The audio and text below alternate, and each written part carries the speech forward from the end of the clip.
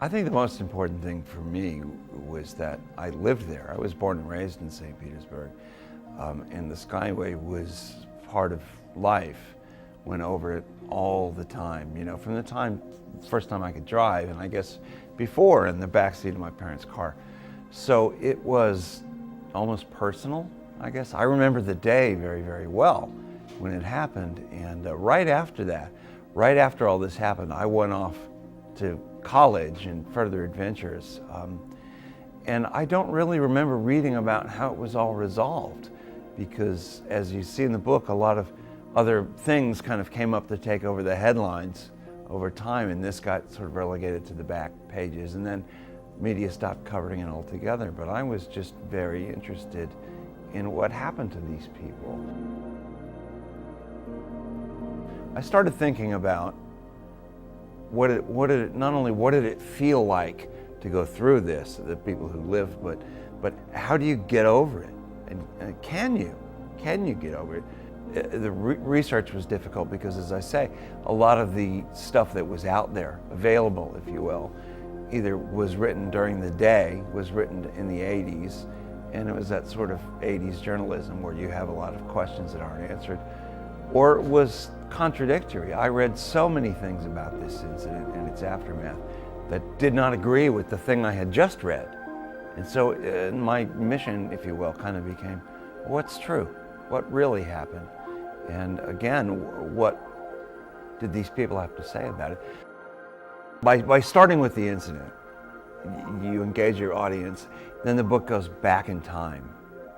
Okay, and then it goes forward in time from that point, goes to the incident again, then goes back in time again. It was kind of a gamble to do it that way.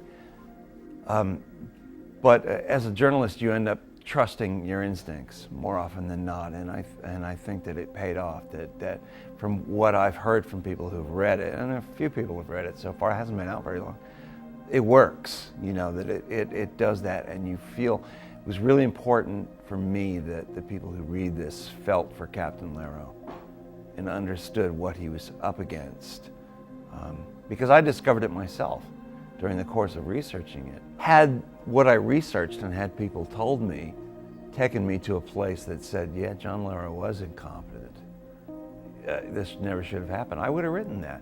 But that's not the way it turned out. That's not what I found. I found lots of people who said, this guy, he may not have been the greatest pilot in the world, but he was not incompetent, and he was just handed an incredibly raw deal.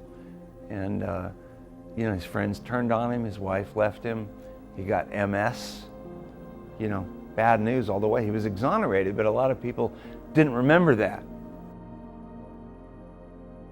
Now, I interviewed the team leader of the Coast Guard investigative team.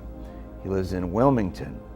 We drove up there, and he basically was the head of the hearing. It was an investigating thing to discover what had really happened, and not a punitive thing. But he said that from the moment Lero was on the stand, he says this in the book, he said, I believed it. He said, I came up there with a preconceived idea. How do you hit a stationary thing in the middle of a 50-mile bay? You've got to be a total idiot. You've got to be incompetent. But Captain Gray said, you felt for him immediately, and you knew he was telling you the truth, that he just got dealt this terrible hand, this terrible thing of weather that nobody had forecast. And it came at exactly the wrong moment where he couldn't see. And you can't stop one of those ships. It's not like putting brakes on. Boom, we can stop. We don't have to hit this thing. We can just stop. It takes a mile to stop this ship, and he didn't even have a mile when this weather hit him.